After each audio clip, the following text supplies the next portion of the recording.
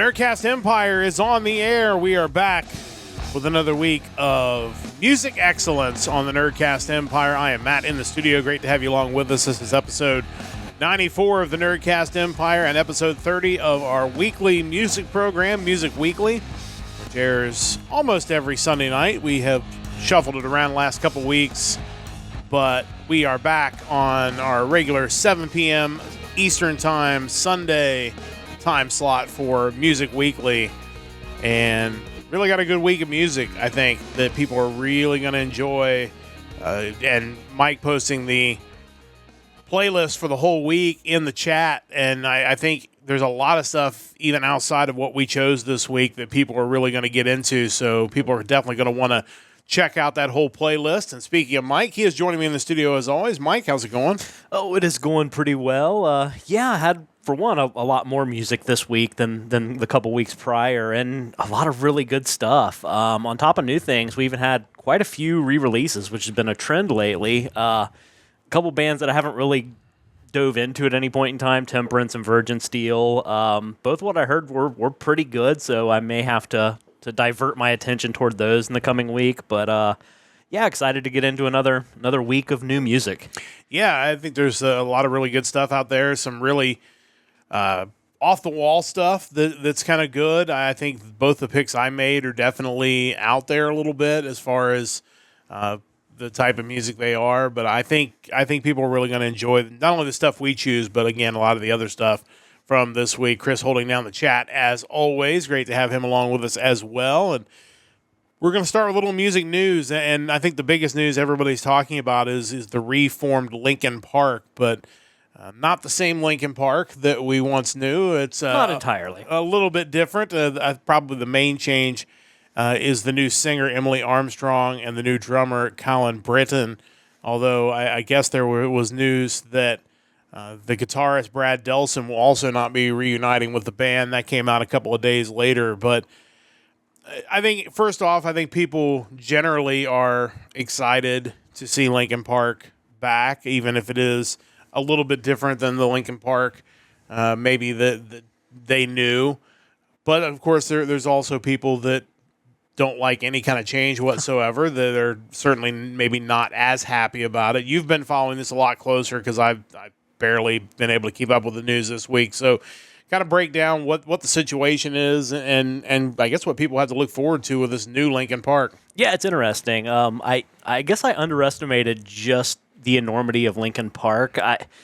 When a couple of the music YouTubers who I get recommended from time to time started talking about this countdown clock that had appeared on their website, and then a count up clock once that clock expired, they were talking a lot about just the excitement of the idea of Linkin Park getting back together and doing something. And I guess I just didn't realize that was they had such a fervent following. When they first hit, I wasn't super into them. I kind of came around on Hybrid Theory and then Meteora, but once those albums came and went, I kind of dropped off on them. So I wasn't really there the whole time. And come Thursday, they had this live stream, hour-long concert. They released a new single, The Emptiness Machine, announced an upcoming album from Zero coming out on November 15th, which the title From Zero is a reference to the original name of the band from years and years ago, Zero. Kind of getting into the story, Mike Shinoda, who I've always kind of looked at as like the other main guy in Linkin Park, just in general. I think he probably does a lot of the creative heavy lifting for the band. Kind of pointed out that the new lead singer, Emily Armstrong, isn't replacing Chester, as no one really can. The guy was Chester. He had a sound, he had an appearance, and I think a lot of people kind of reading the articles and looking more into it kind of resonated with the guy as kind of the voice of the millennial generation. So maybe I as I mentioned before, I underestimated just the cultural significance of the band, but he said she's not replacing him. She sounds like her, and it just so happens that when she sings Linkin Park songs, they, to him, sound like Linkin Park. So, given the kind of music we typically review, especially talking about vault stuff, we spend a lot of time talking about replacing lead singers and, bands firing lead singers. And a situation like this, obviously, with the tragic death of Chester, if there was ever a time to not be too critical about a band years later deciding to get back up, getting a new singer, and getting back at it, I think this is definitely it. I'm kind of glad in a way that they didn't pick some sort of super all-star lead singer or someone who was just going to be a Chester sound-alike. I think there's a way to do that correctly. Kind of Chris mentioned the Static X route where they got the lead singer from Dope who basically plays a character in tribute of Wayne Static. I think that's one way to do it, and that works. But I also think what Linkin Park decided to do makes a lot of sense too. Yeah, and obviously they didn't go the Journey route by going to the Far East and finding someone who sounded like Steve Perry and bringing him in and having him basically just be a greatest hit singer, not really bringing anything new. It's interesting, obviously. Anytime a band makes changes, whether they're forced in this case or by option, I think they do have to come to the understanding that there will probably be some of their hardcore fans that maybe won't be crazy about it. What they hope, I think, is that they will give it some time and let them get out and release a new album and go on tour, and maybe they'll warm up to it. Because again, like you said, when you have an iconic front-man that kind of speaks for the people and really, his presence resonated with people, when someone like that passes away, there is kind of that feeling that, hey, that was the guy. Like I don't want new Linkin Park. I want to just keep the memories inside. It's a new formula. It's great tasting. Yeah, I love it. And it's I think this is one of those cases where neither side is wrong. Like there's nothing wrong with Linkin Park, obviously rebooting, doing what they can to go forward with a new singer and a new drummer and potentially a new guitarist and kind of continuing to exist as a band because they have every right to do that. And it's okay if some of their diehard fans aren't quick to jump on board with that, and maybe it takes them a little while. Maybe some don't ever come around, and that's okay too, because based on what you were telling me about the live stream numbers, clearly there are still quite a few people that are interested in what Linkin Park is going to be doing. Yeah, I was shocked when it popped up on my YouTube recommendations as it was running. When I jumped in, there were like 230,000 people watching it, so clearly it was a big deal, and certainly bigger than I could have imagined. Yeah, so, obviously we'll keep an eye on it. The new album will come up. We'll certainly take a look at it when it comes out in November.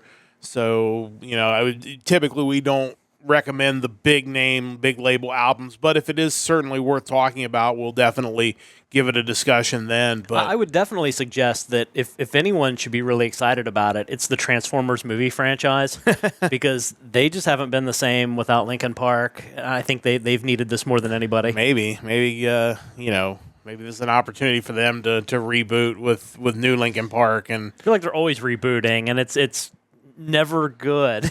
Well, you say that, but of course we saw that trailer for the new Transformers Studio Trigger animation. There's that one. Yeah, I thought you were talking about the other one that there's been a trailer for, which does not look as good. No, talking about the animation, the Studio Trigger animation, which definitely looks almost like it's following up the aftermath of the movie from all those years ago, because you see a lot of the same Which shots is what we need. Ultimately, we need something that correctly bridges the gap between that and then the subsequent Japanese series that never really came over here with like Star Saber and all those other characters as we get grossly off topic. I just think the direction that a lot of the cartoons over here went just didn't...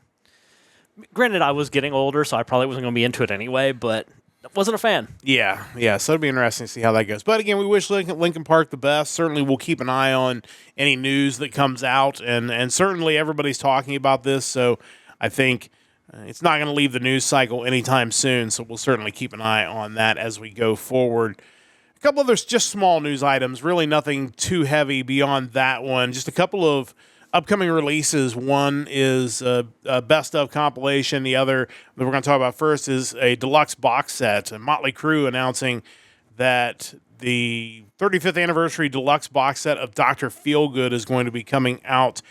And honestly, sometimes you look at these anniversary editions and you think, oh, this is just a cash grab. One of our favorite sayings. Everything's a cash grab. And, to some degree, yes, that is the case. But looking at it, and I'll paste the article in the chat from Blabbermouth, this looks like a pretty outstanding cash grab. If you're, obviously, if you're a diehard fan of Motley Crue, you're definitely buying it. But I would argue that there are probably a lot of casual Motley Crue fans that may want to get their hands on this as well. Yeah, Dr. Feelgood as an album is probably the pinnacle of Motley Crue's career, and probably even that era of pop metal, so to speak. Like Bob Rock did the same thing to them that he did to Metallica. As far as, even though I wouldn't say the Black Album is my favorite Metallica album, you can't really argue that sound that they created there was just deeper and fuller than kind of their more thrash albums prior. And with Motley Crue, it's no different. Dr. Feelgood just feels like a huge album. If you haven't listened to it, anyone, go check it out. It's tremendous from top to bottom. But yeah, getting into that box set, you have your LP or CD options. You have the remastered album, of course, rare demos, live tracks, a 24-page replica tour book with never-before-seen live and behind-the-scenes photos, a replica Dr. Feelgood tour itinerary, poster, patch, backstage pass, live show handbill, press kit, medical envelope, whatever's up with that, and guitar pick. If you're into like off-the-wall swag and kind of getting that experience like you attended that tour, I think this is the closest you can get. Yeah, and I think for a whole new generation of Motley Crue fans that were not old enough to go attend that tour 35 years ago, I mean, I thought about it, but I'm not sure Mom and Dad would let you pull that off. I think this is a great opportunity to get a bunch of, and again, it just feels like they have really thought this out really well. Like there's just such a wide variety of stuff that they're giving you here that I think, like I said, diehard fans, absolutely day one purchase, even if they have some of this stuff from the original tour. I think newer fans or more casual fans, I think there's something here too. And of course the LP craze, like you're talking about different colors and, depending on which set you can get different colored LPs. And that just seems to be almost standard now with any special releases, as we found out even at MatsuriCon. We went up there with different It's really amazing sets. All those years that they were just content with black vinyl records when they could have been doing crazy like clear and orange splatter patterns and God knows what else. Like, why were we settling? I just feel like somebody figured that out in the 80s or 90s and was like, let's hold off on that. This is going to come back around. We're gonna need this in the gun for later. Yeah, we don't want to let people know we can do this until the records become popular again, and then we're going to blow their mind with all these multicolored albums. But no, this sounds really cool, and we've had a lot of not so positive news for Motley Crue lately, so this is something really good. I think definitely worth picking up if you're interested in some special swag for the Dr. Feelgood 35th Anniversary Deluxe box set. I also feel like this is really good timing. I mean, obviously, you can't plan 35 years. It just happens. But given kind of the new focus on that era and the Sunset Strip between, the Paramount show that's coming out as well as the one we talked about a week or so ago, pretty fortuitous where it's like, hey, you can watch these shows and celebrate one of the most classic bands of that era by shelling out a crap ton of money for this box set. You can't go wrong. It does make me wonder how many more of these we're going to see if that show becomes popular, that miniseries. I think we might see some more bands from that era all of a sudden finding all this new material to release in a box set. Not a band from that era, but another band always worth talking about is Motorhead. And they're going to be releasing a We Take No Prisoners, the singles, 1995 to 2006 box set in October. Obviously, they have not continued on after Lemmy's death, I don't believe, and understandably so, being that it really was his band. But a box set coming of singles, looking at some of the photos provided on Blabbermouth, which I'll put in the chat, the article for that. It's another set that, again, if you're a fan of Motorhead, this looks like something that's definitely going to be worth picking up. Yeah, really cool to make the decision, since they are singles, to release like the 7-inch vinyl like collection of it, as opposed. I mean, you can get the 2 CD set, but having the little mini vinyl records is really cool with the artwork. They include some interviews with the band. It's interesting. My exposure to Motorhead really wasn't extensive. The first time I heard any of their music was Ace of Spades on this heavy metal hits of the 80s CD that I bought probably at Walmart or something. Wow. But a great album for the record as far as compilations go. But then obviously Lemmy and Motorhead's involvement with WWE was a gateway, I imagine, for a lot of people as well. But I mean, by then they had pretty much been well past their prime. So, and even here, 1995 to 2006, we're talking late stage career. But really cool collector's item, I would imagine. Yeah, I think Motorhead fans, again, going to be ready to pick that up as soon as it comes out. But certainly, again, creative way to release something like that, and I always appreciate that. So worth shouting out. Pick that up as soon as it becomes available. That wraps up our news segments for this week, so it's time to get into our new music for the week. Of course, each and every week, Mike will go through multiple lists of new albums that are released. This week we are talking the music of August the 23rd. He will then put together a giant YouTube playlist, which if you're live on Twitch, you already saw. The card for it will show up here in just a moment at the top of the YouTube video. And we go through and listen to all the music he's pulled, usually one song off of each new album. And then we try to pick a couple of bands each that we think you should check out. So we will do that first, and then, of course, at the end of the show, we will go into the vault where Mike and I will talk about a couple of classic albums that you need to check out. But this was a tough week. There's a lot of really good stuff. It's one of those weeks where I felt like there wasn't like the immediate, like, okay, I know I'm picking this band. But there were 8 to 10 bands where it's like, well, I could pick this band. And, of course, a perfect week. Last couple of weeks have been thin when I've had time to listen to everything. This week, when I've been gone all weekend, I have not had time to listen to everything. So, unfortunately, the week where I really could have probably gone really deep in making this pick, I got to only listen to a few of the albums. But the ones I picked, I certainly think are really good, and we'll get to those in a moment. But we'll start with Mike. And I know one of the picks right off the top is one that I had highlighted to go back and listen to. I think this was one of my favorite albums of the week. So we'll let you get started. What is your first pick for August the 23rd? Yeah, absolutely. And like you said, there was a lot more to choose from this week. I think we picked some really strong contenders, but there were probably a handful of albums that we left on the table that on any other week could have possibly been a pick. For my first pick this week, I am going with the second studio album from a Sydney, Australia-based symphonic metal / gothic rock band. The band is Carmeria, and the album is Tragedy d'Amour.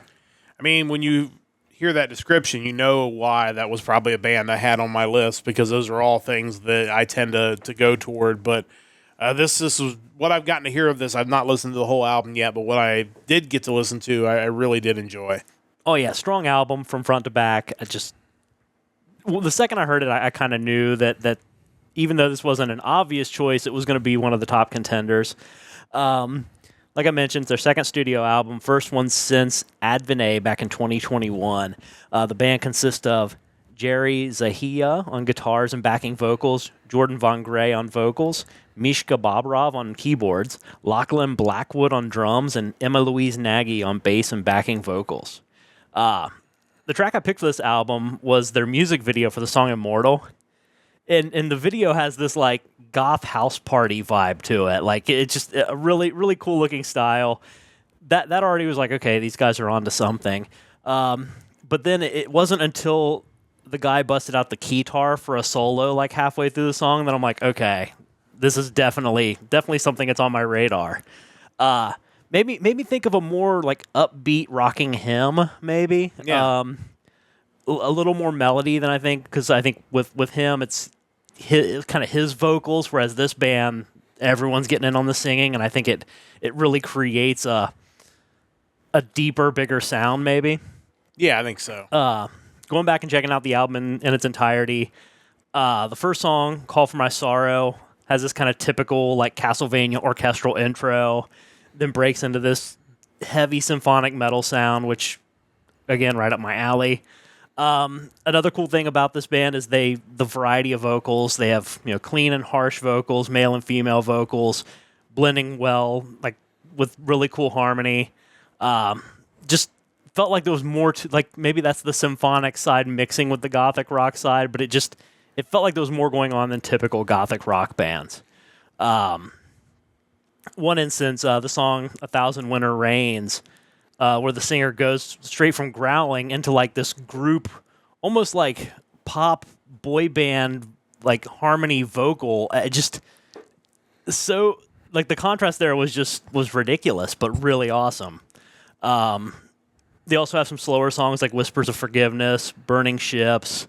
Just kind of further shows the songwriting and vocal capabilities of the band. Standout tracks, we have Call Forth My Sorrow, A Thousand Winter Rains, Thorns, Shadows Thrown, and Immortal. And the song I picked out to listen to today is Thorns. And just a reminder before the podcast version of this disappears that if you want to listen to the clips, first off, the best place to be is live with us because that's the place that it's guaranteed not to get muted. But next best place is on the VOD, either here on Twitch or on YouTube. Or in our studio. But we don't just let people walk into our studio to listen to music. So, and actually that wouldn't be a great place because we have headphones on. So I'm not sure you would get to hear it. But if you're listening on the podcast version, definitely go to twitch.tv/NerdcastEmpire to hear the clips of the music each and every week. But now let's check out Carmeria, Tragedy d'Amore. This is Thorns, the third track off of that album. So let's check that out now.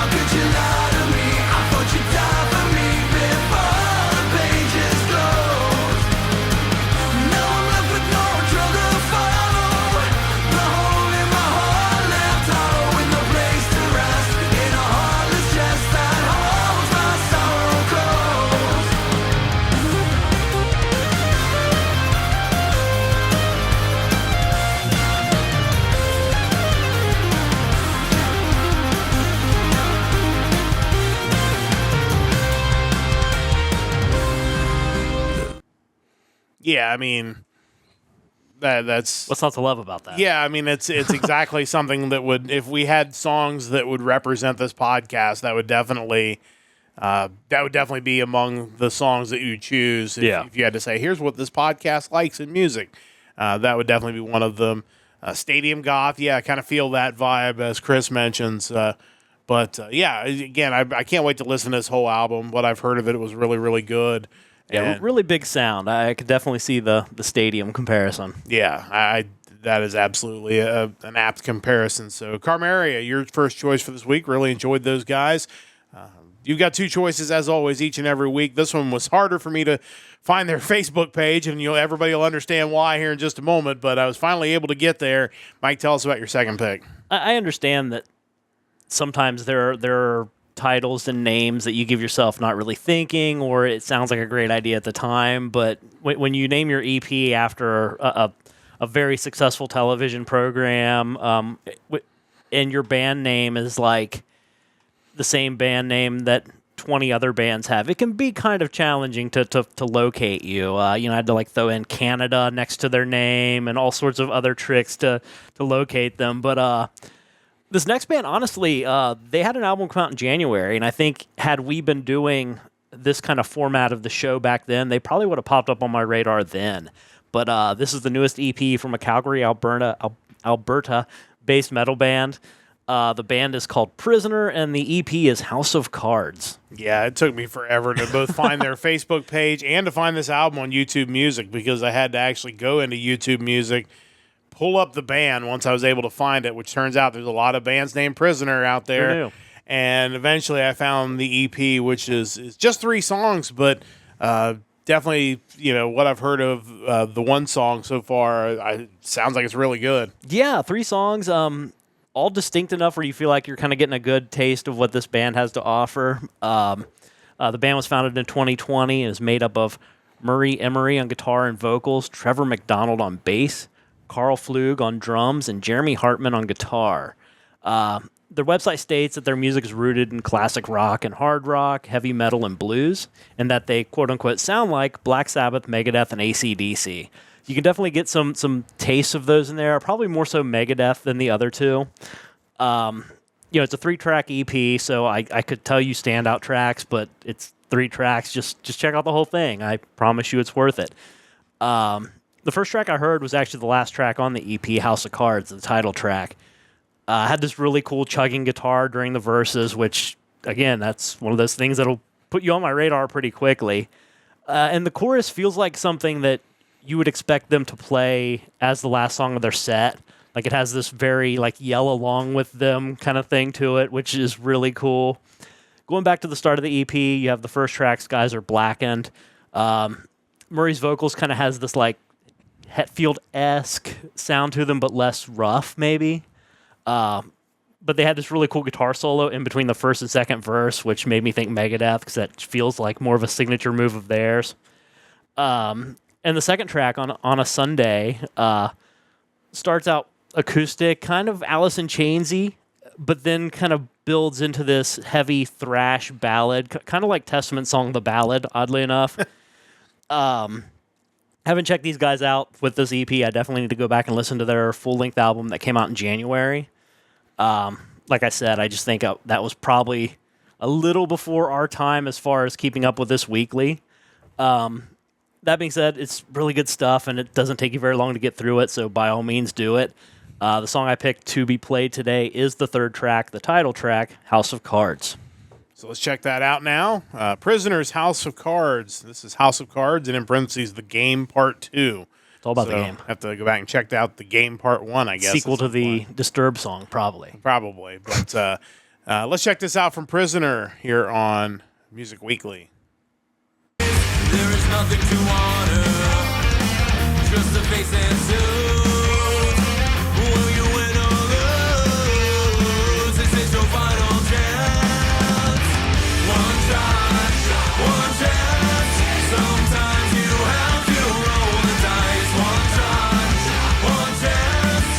Oh baby, can you take the heat? One shot, one chance. You are the only one you got. One shot, one chance in this house of cards.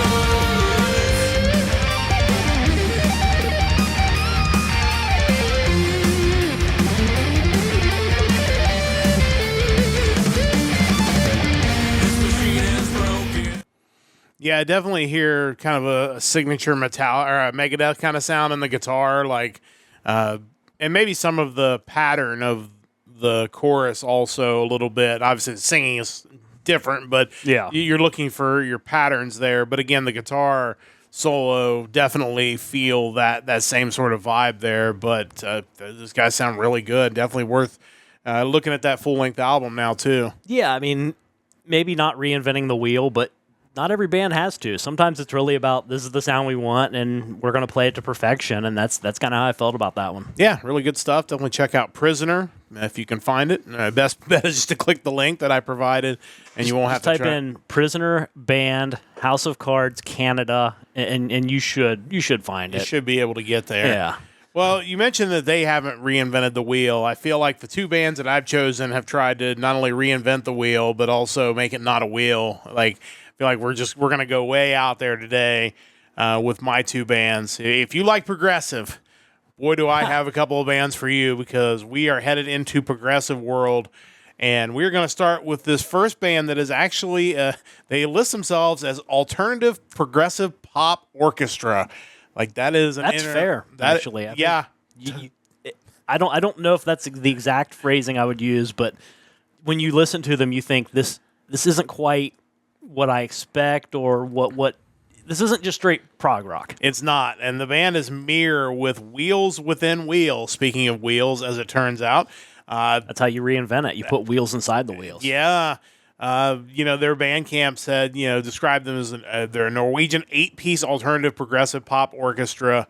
They claim to have massive sound, fabulous melodies, awesome harmonies, and quite a few surprises. And that is absolutely true. That sounds like what my write-up of one of these albums sounds like. They originally were a duo back in 2008 in Hamar, Norway, and they have expanded to what they call an eclectic collective, which is music, a mix of orchestral pop, classical music, and progressive rock. Not a collective soul. No, although, I mean, honestly, you probably could describe them that way. A grandiose string arrangement and polyphonic vocals. That is the way they describe themselves.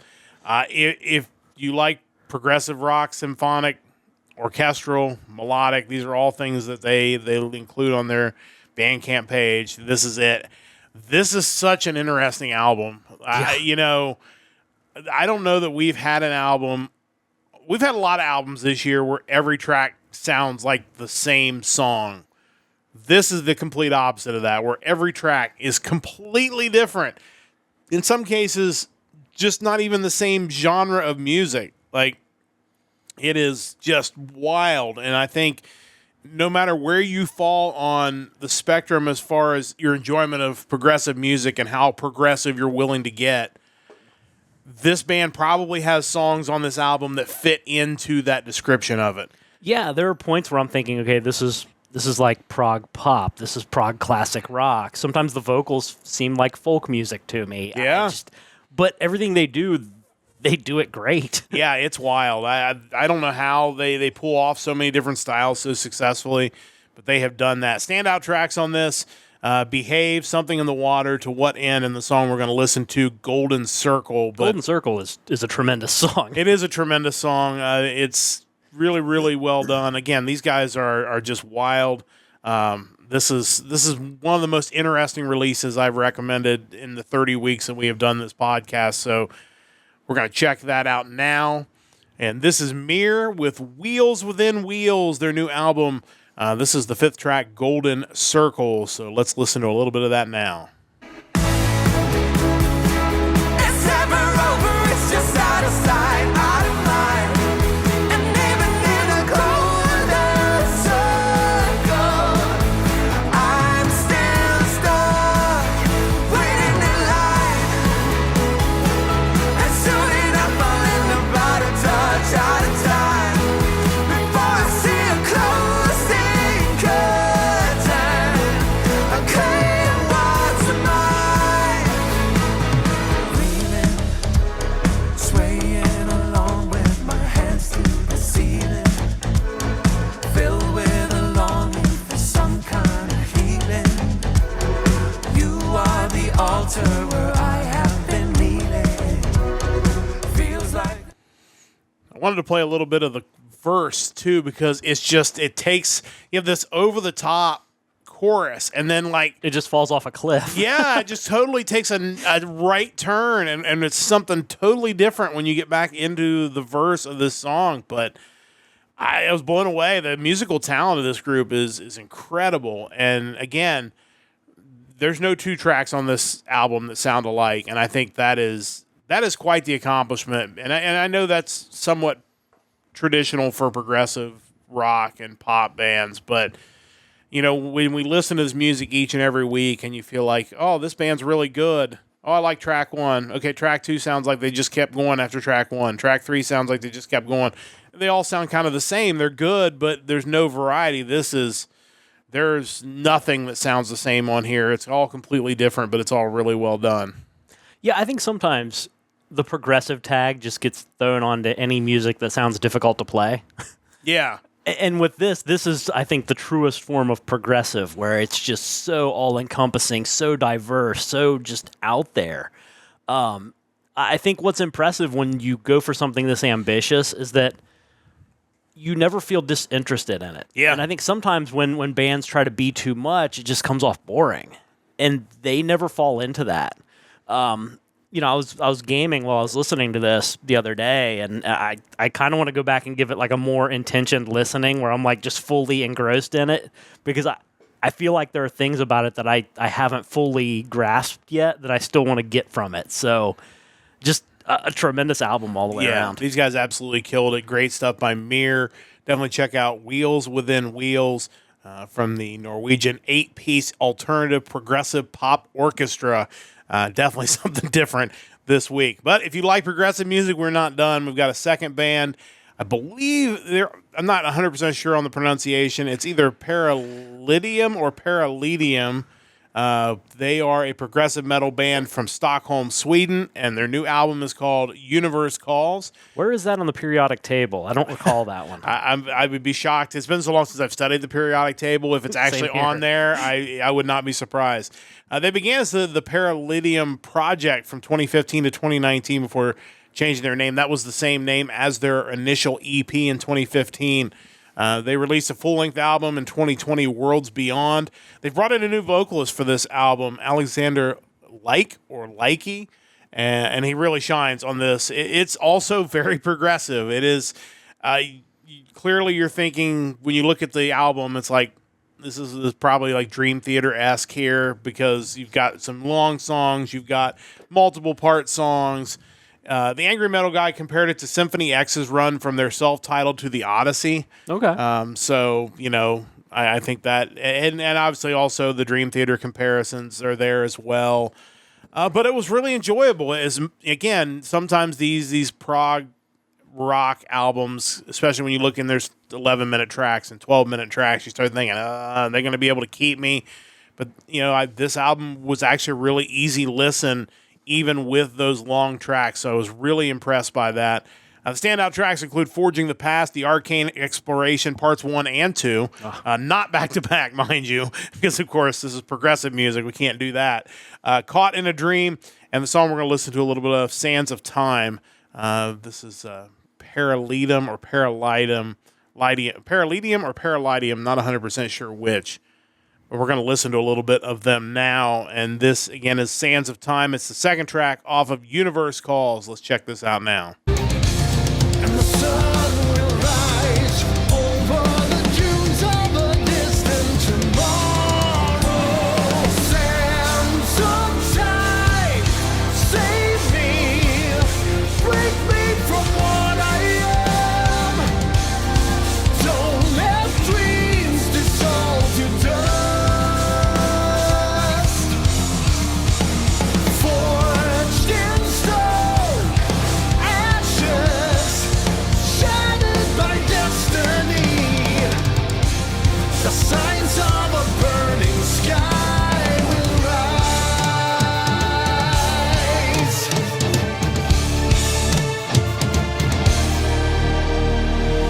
The battle cry.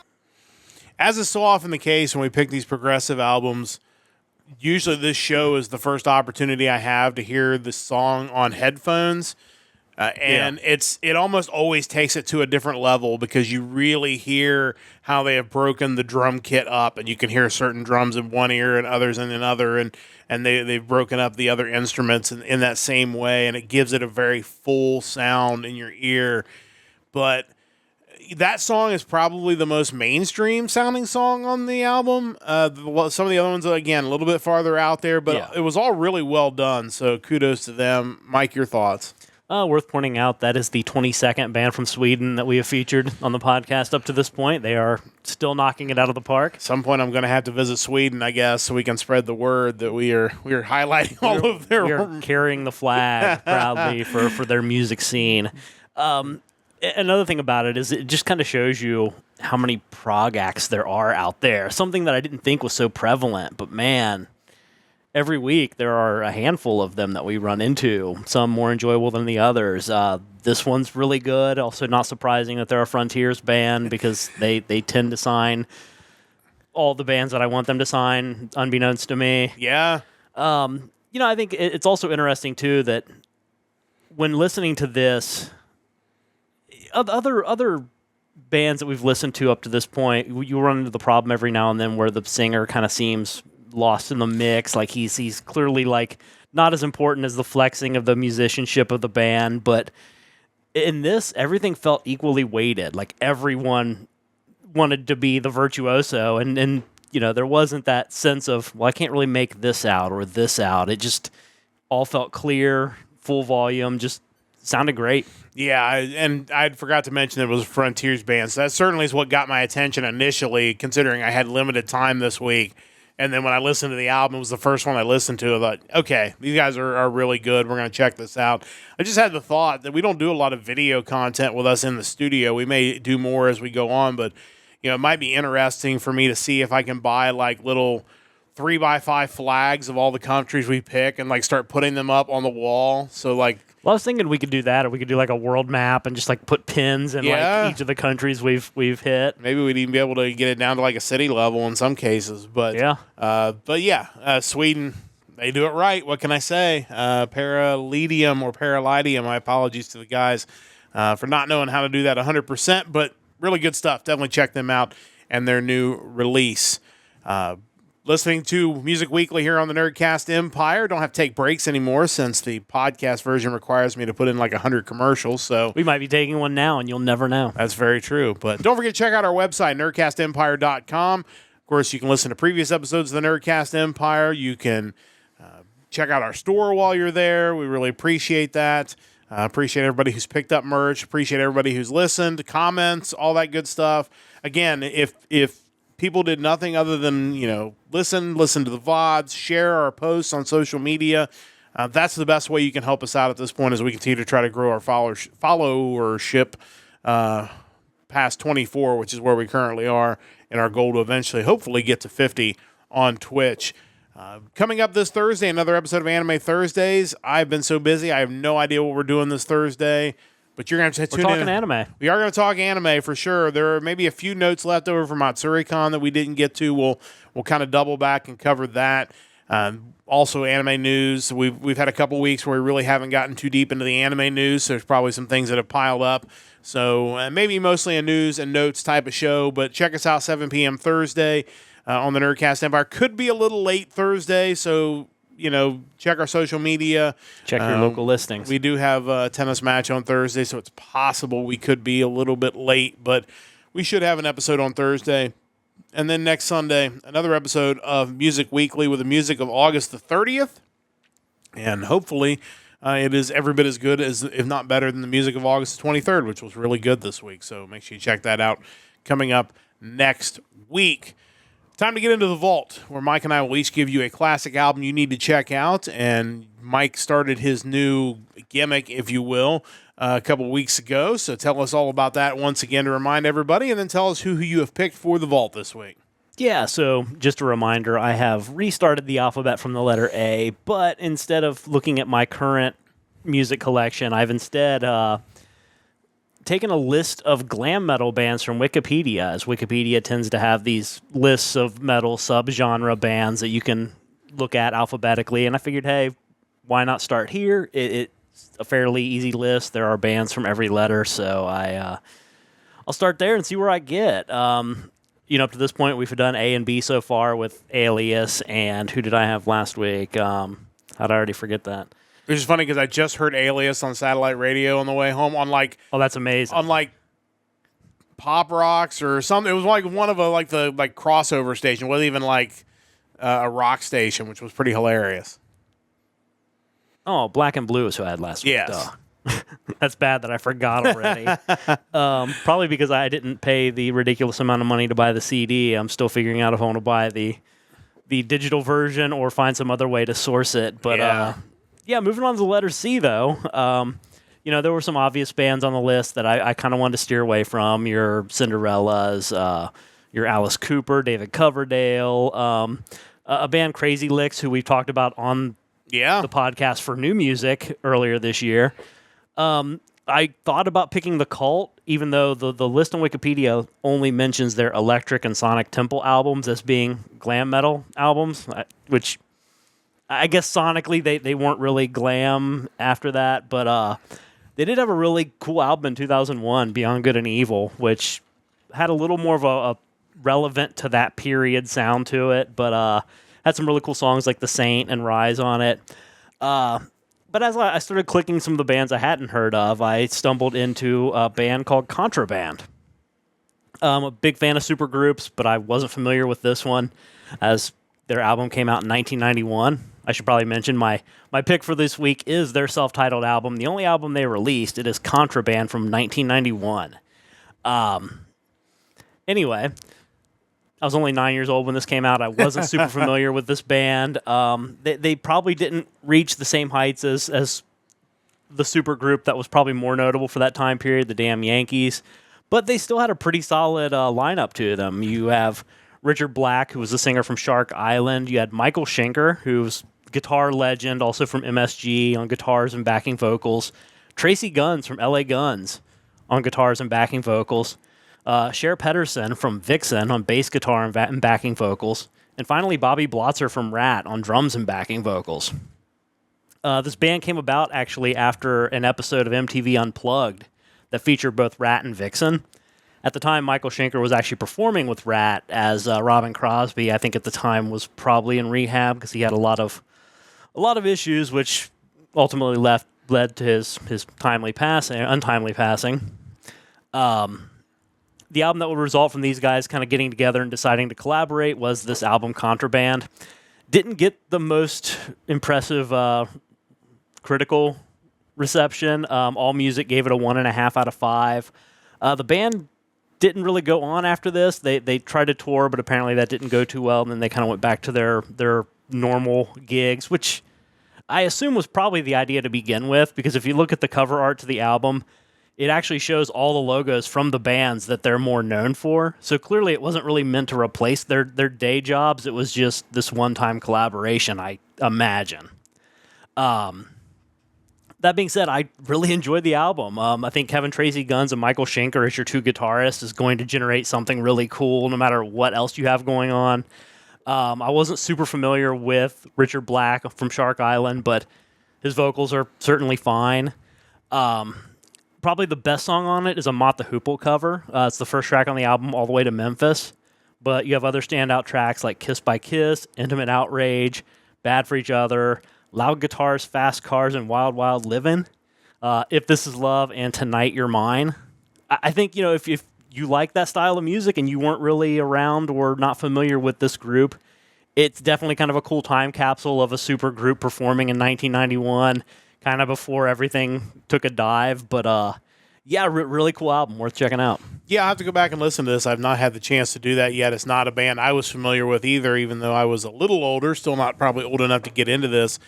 One other name that was on the Wikipedia article that's worth mentioning is Kevin Beamish, who was the mixer of this album, also did producing, engineering, and backing vocals on the album, but notable because he mixed and recorded The Miracles' first #1 worldwide record, Love Machine, and then later on, after kind of continuing on his career, produced and engineered REO Speedwagon's #1 album, High Infidelity, and sang backup parts on Keep On Loving You. Wow. So he also went on to do Jefferson Starship's Winds of Change, Saxon's Crusader, Y&T's Contagious, and then continued to work with Keel, Leatherwolf, and Michael Schenker Group, obviously, which makes sense how he would have gotten involved in this project. So, some of these big name behind the scenes guys too also contributed to some of these super groups to give them their sound. But I definitely want to go back and check it out at some point. Yeah, it's a very solid album. Maybe underappreciated at the time, but going back to it now, I think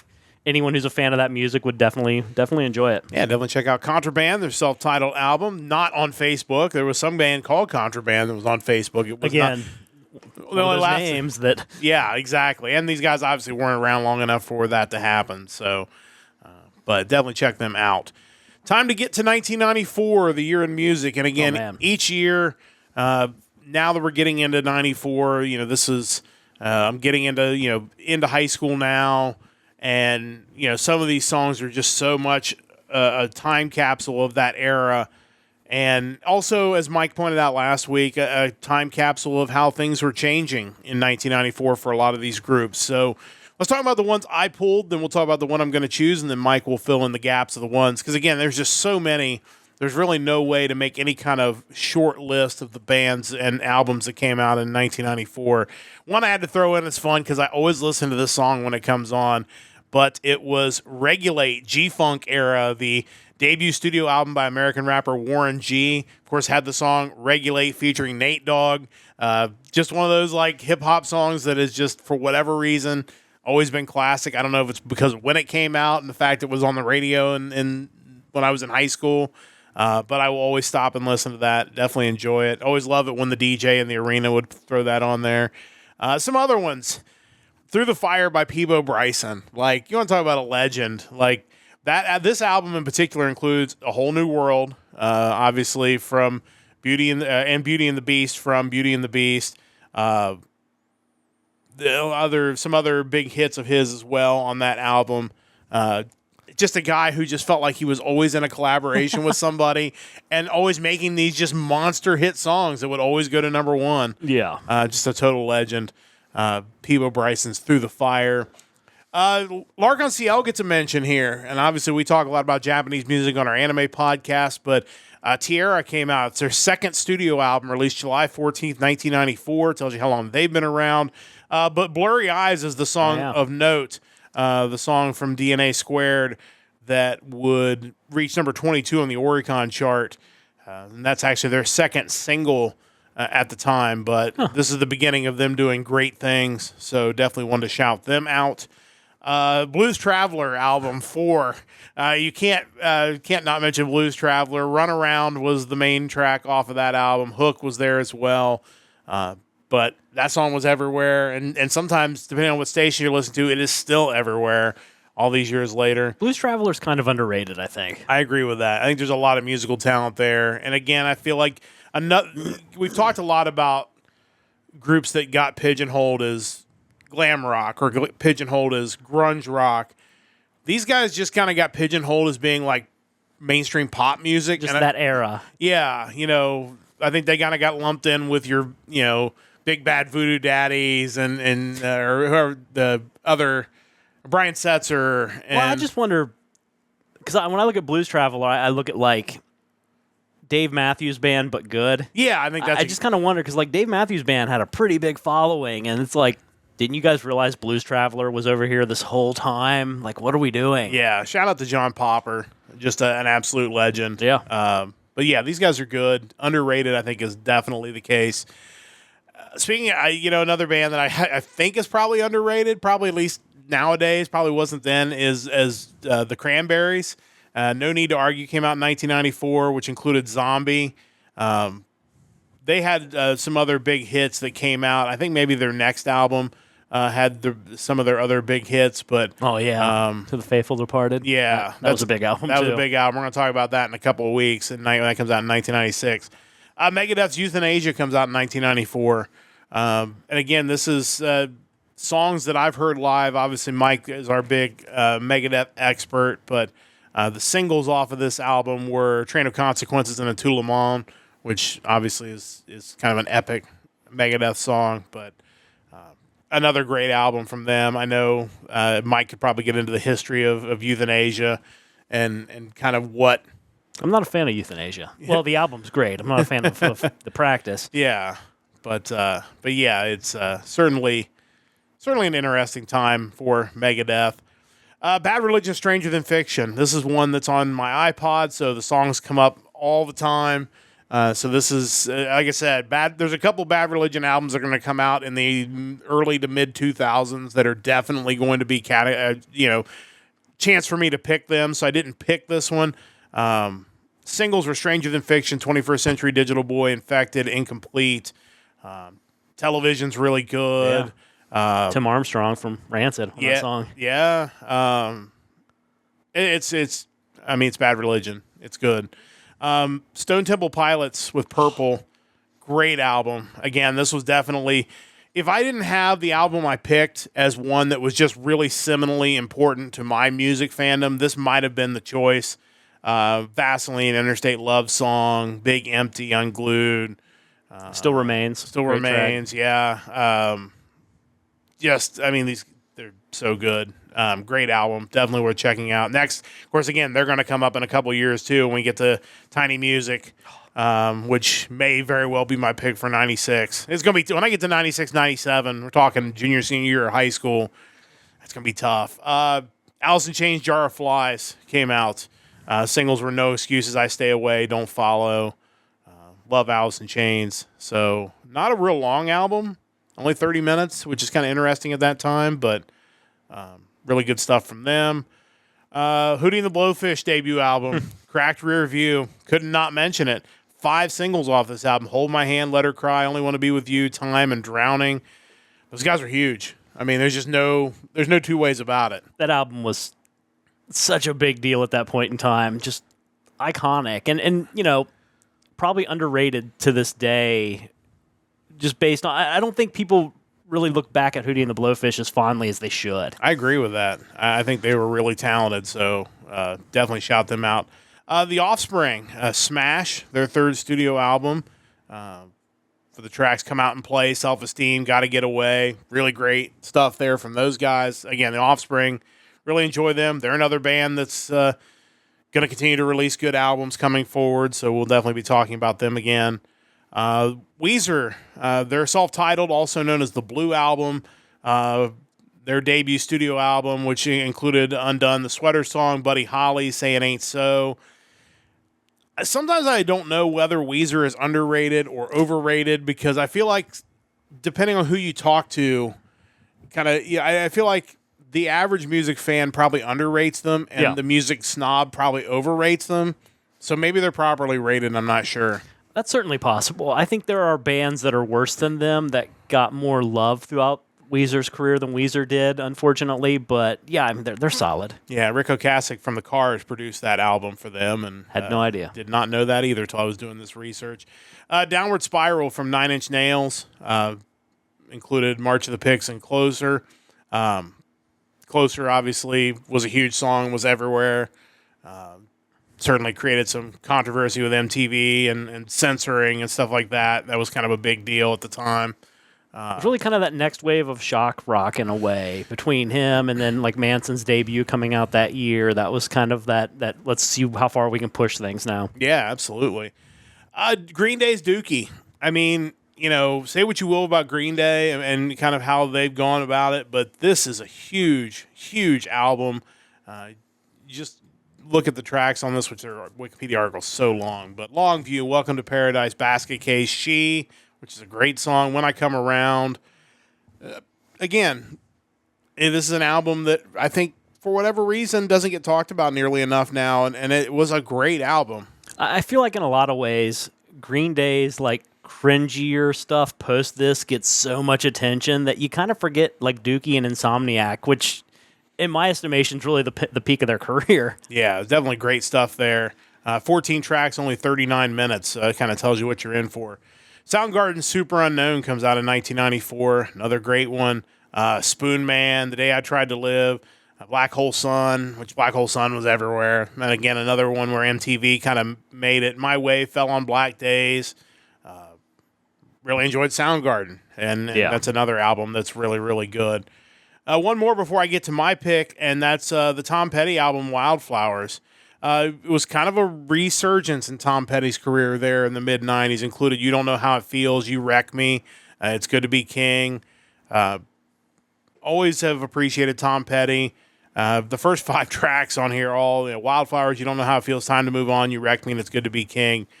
Really good stuff from Tom Petty. Yeah, so I overlooked that. I guess I didn't realize he was still releasing some really big songs at that point in time. You Don't Know How It Feels is amazing. It is. A true legend, for sure. The album I'm going to choose, and again, this comes down to just an album that was incredibly important to me, and certainly was incredibly important to them, because at the time it came out, I didn't really know the whole story behind it, and it was only till you kind of find out how it all went down is why it all made sense, and that is the second live album released by the Eagles in 1994, Hell Freezes Over. Basically because that was what they said, that if they were ever going to get together, hell was going to have to freeze over because of how much animosity there was in the band. And in 1994, they finally do get back together and really just kind of take off again, which is wild. Singles off of Hell Freezes Over because they've released new music. Get Over It, Love Will Keep Us Alive, The Girl from Yesterday, which is a great Glenn Frey song, Learn to Be Still, and then a new live version of Hotel California that's really good. But, I mean, the track listing is just incredible. Started with Get Over It, Love Will Keep Us Alive, The Girl from Yesterday, Learn to Be Still. Then you got Tequila Sunrise, Hotel California, Wasted Time, Pretty Maids All in a Row, which is an amazing song. I Can't Tell You Why, New York Minute, Don Henley's solo song. The Last Resort, which may be their best song, maybe one of the best songs by anybody ever.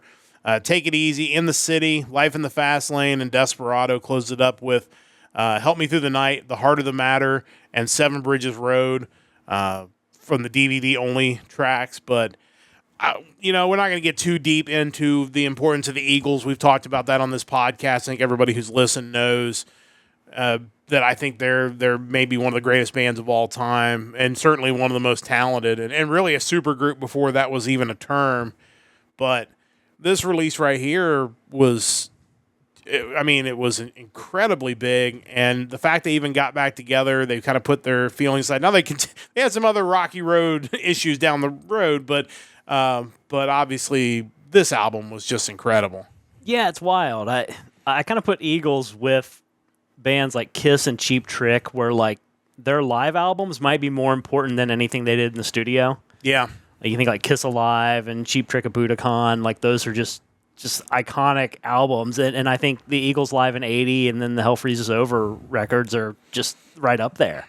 I thought it was kind of wild to read that it was kind of Travis Tritt that was the catalyst to all this, where he wanted their participation on his cover of Take It Easy or whatever he did for the Common Thread album, and they agreed. And then next thing you know, you have Henley and Fry like in their managers having lunch together, and then they decide to go ahead and do this. But I